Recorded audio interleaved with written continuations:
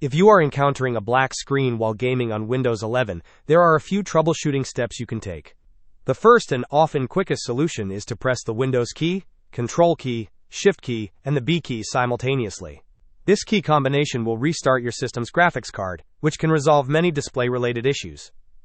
Another effective method is to restart File Explorer. To do this, open the Task Manager by searching for it in the Windows search bar.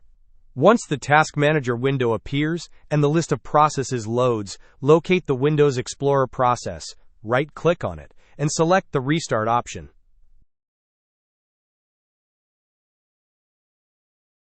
Finally, ensure your graphics card drivers are up to date.